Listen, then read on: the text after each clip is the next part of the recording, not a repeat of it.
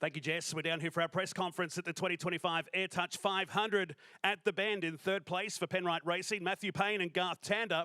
Second place, Cam Waters and Mark Winterbottom. And our winners, Brodie Kostecki and Todd Hazelwood in the first round of the Repco Enduro Cup. I'm going to hand this over to the floor straight away because we've got some eager interviews to come. Connor, V8 Sleuth, congrats Brodie and Todd.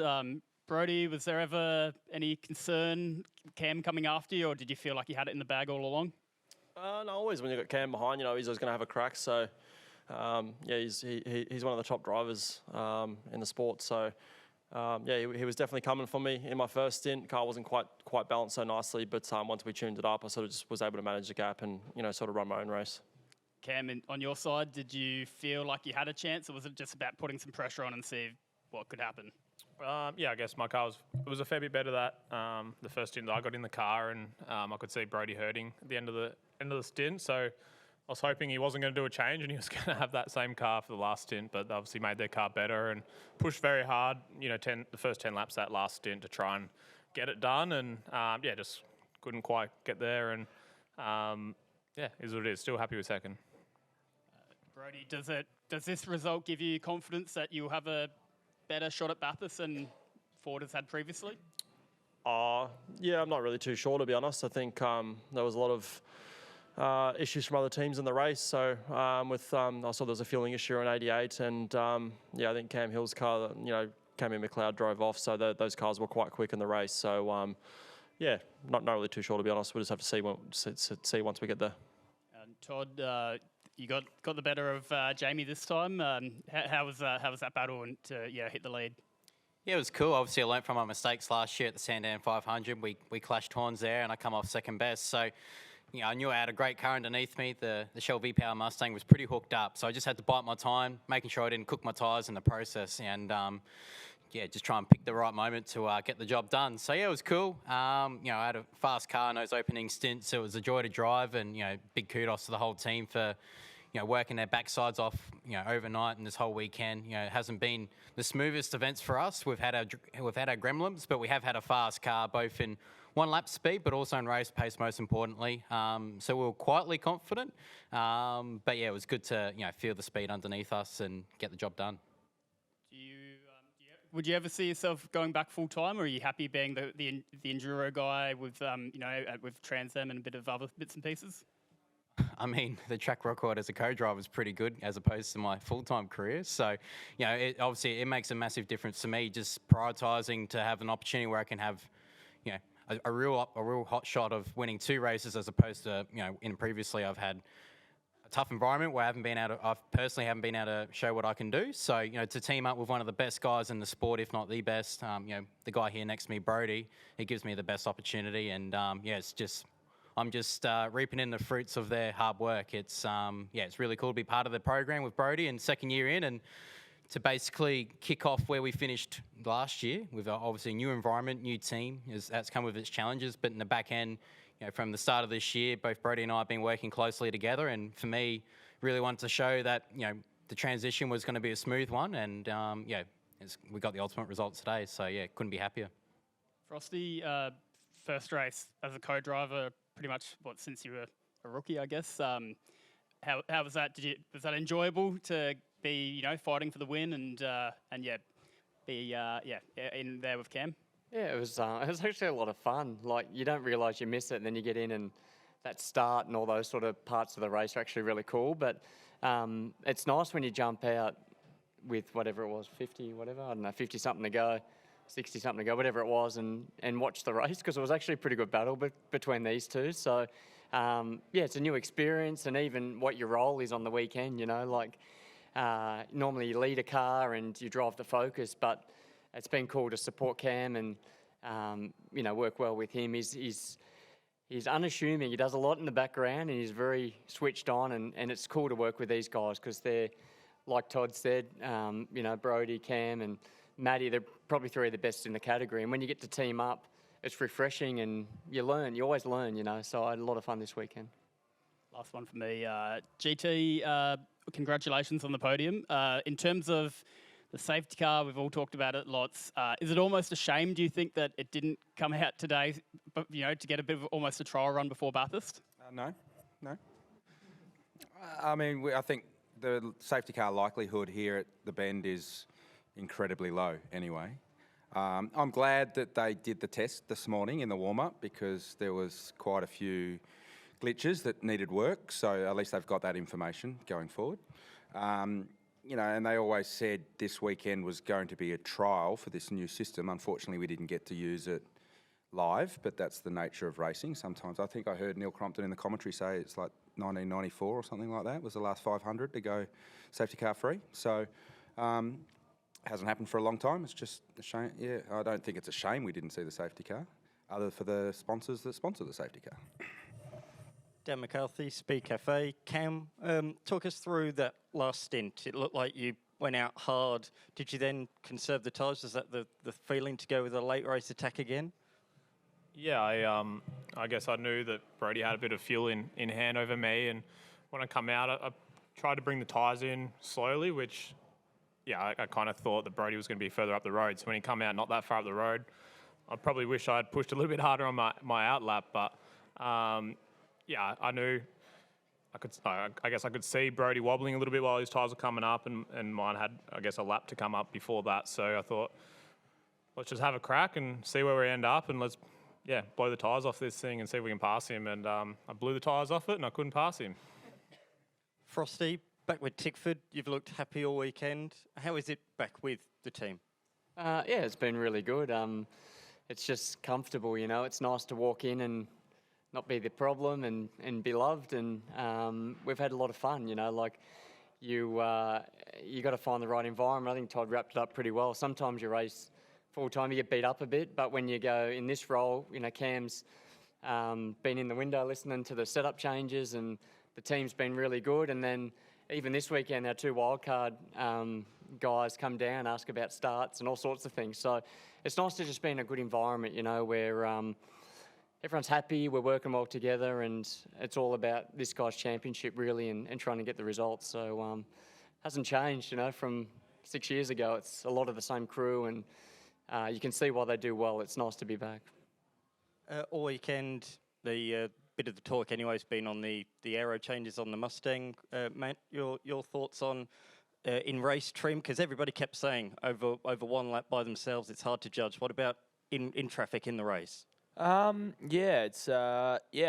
I think for us, the Bend has always been a pretty good car. A pretty good car for pretty good track for us. I remember, I had a pretty good round here back in 2023 when we first came here with these cars. So, I always thought we had a pretty good shot coming in here. Like Brodie said, there's a couple of cars in there that didn't really have a good shot. So I honestly wasn't really following anyone, so I'm not really sure. But, I think the real test is when we'll get to Bathurst. Garth, for you, you said on the coverage, the first lap, you felt you weren't aggressive enough. Can you talk us through that first lap in a bit more detail? I just wasn't aggressive enough. It's simple. Didn't put my car in the right spots, but I'll be better for that when we go racing next month. We were able to reset after that and get on with it. And from then on, it was okay. It lost us a bit of track position, but lesson learnt, and we'll be good to go at the next one.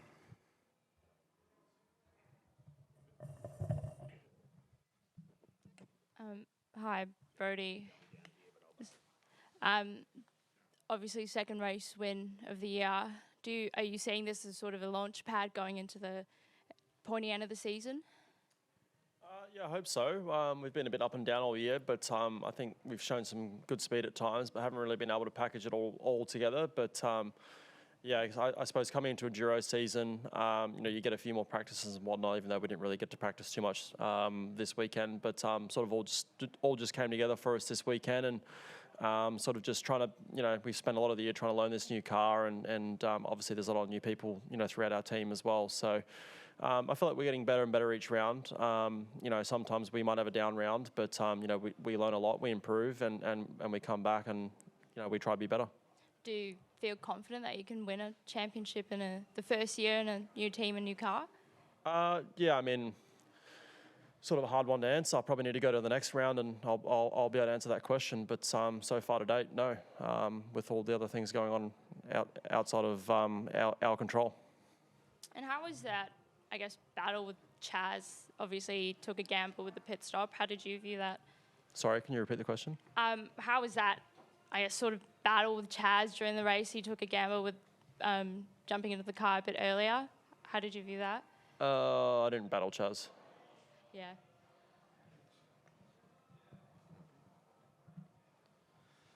Brodie, pretty animated reaction from you over the radio as you crossed the line to take the win. This must be a really special win, especially in your first enduro, to prove that. I mean, obviously, it just must be really special to win the first enduro with DJR that you've driven with them.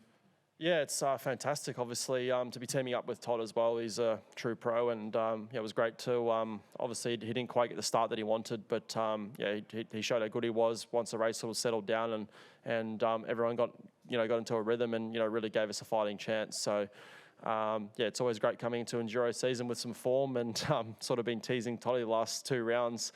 Like, mate, we'll get it sorted by enduros, don't worry. So, yeah, I'm stoked that, we could get this win today, and, I'm able to share this moment with Todd is awesome. And you've said a lot over the weekend that Todd's helped out a lot with the setup over the car through the weekend. Just how important is it to have someone like Todd who can give you pointers on setup and make the car even stronger? Yeah, most definitely. It's really important to have good drivers, and when this guy moved across with me, I knew coming to this part of the season that we're going to have a real shot. So just on his talent alone. So it was great to, obviously, the practice sessions didn't quite go to plan, and I honestly didn't get too much running. So a lot of the feedback, for the car was, through Todd. So we're sort of just listening through the window with my engineer George, and going through some plan changes, and he's doing his race runs and whatnot, and he's always really consistent. So it's easy to go through our program. Todd, for you, I mean, obviously, we've seen the photos of you on social media with your first Shell Helix race suit from when you were a kid. You grew up watching the Adelaide 500 just a few hours down the road, and now you're here in your home state and you win your first race with Dick Johnson Racing. It must be such a special moment in your career. Yeah, 100%. To get Bathurst win last year, that I honestly thought that it's pretty hard to top a moment like that. So then second on the list is to win in your home state.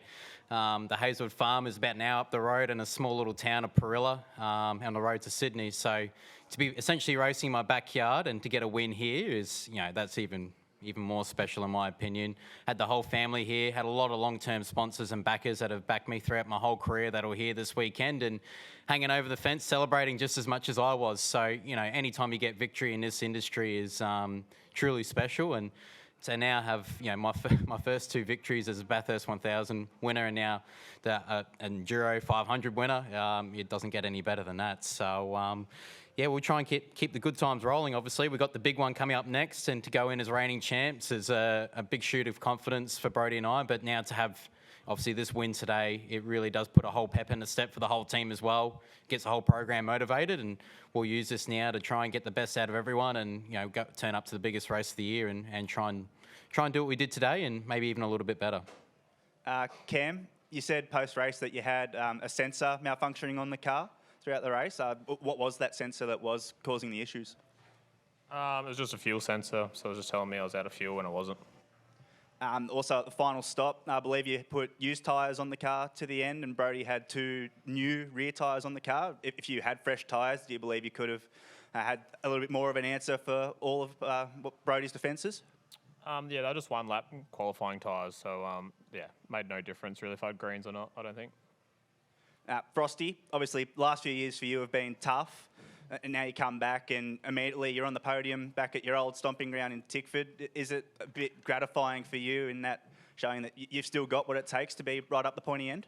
It's nice when your 6-year-old kid's here, doesn't think so it's it's nice. He wanted to. Cam was trying to load him up with some champagne, and he was holding the trophy. So he's going to have a little baby soon. I'll remember these moments, but that's cool. I'm a proud dad, and my 2 older boys saw the glory years, and my 6-year-old probably saw some shit years. So yeah, I'm a proud parent, and that was a cool moment seeing my little fella run up to the podium with a trophy and thinking Dad was cool, and then watching my 14-year-old FaceTime me, and it's a cool moment. So you never doubt yourself, but you just got to be in the right place, And today was a good result. We'll try and go a bit better at the next one, but yeah, it's just a good result, It's a proud moment as a parent. Maddie, looked as though your car came on really strong in the back end of the race. You were sort of on an island, sort of nowhere near second, nowhere near fourth behind. Do you wish you had a few more laps at the end to sort of see if you could challenge for second? Yeah, I think we were catching those guys quite a lot after they'd sort of run out and tried to, obviously Cam tried to catch Brodie. So, yeah, they were obviously using a lot of gear up and we were just sort of running our race. I was ready for a late safety car. But I don't think if I had any more laps, I would have caught them. Our tyres were all pretty much at the same at that point. And GT, I know that you're dirty on yourself for your stint to start off. And we've seen this year that there's been a real relaxation of the driving standards and there's a lot more rubbing as racing kind of, I guess, on-track action. Do you think that's something that the co-drivers have taken advantage of as well? No, I mean, most of my issues was with one of the main drivers and I gave him too much room and that's fine. So, no, I don't think that really was an issue. I don't think so. You know, I got into the back of Cooper Murray and I could have passed him, but it would have been a bump and run, so I waited and that put me in the wrong part of the racetrack. So, you know, I had a pretty clear understanding what the racing rules are, so it seems I talk about it most weekends. So, yeah, no, I think the co-driver, I mean, these guys race really well. I don't think it was an issue at all. Quick question for the ticket talkers. Start with you, GT. Who's going to win Bathurst? Go all the way along. The what? In your opinion, who can win Bathurst? Car 19. Matty? Yeah, 19. Don't all say yourselves. Well, what do you think's going to happen here, Glover? Who's looking What do you good? think's going to happen here, Glover? Okay, car 26. Okay. 19. Going to do something different. It's car 38. Come on, Paul. Well, you can say who looked good out there. I mean, Brock Feeney had the fuel issue. Is he a chance? No. Thanks, Todd. Brodie? I'm not answering that. That's pretty obvious what I'm going to say. Cam? I don't know. Does it really matter? Frosty? I thought it was a really good question. Thanks, I'll be Frosty. honest. And I thought you looked amazing delivering it. Thank you. I was a question, really. I'm joking. I'm joking. I'll say Randall, someone different. Why not? Come on, Paul. Thank you, gentlemen. Well done. We'll see you at Mount Panorama for the big one.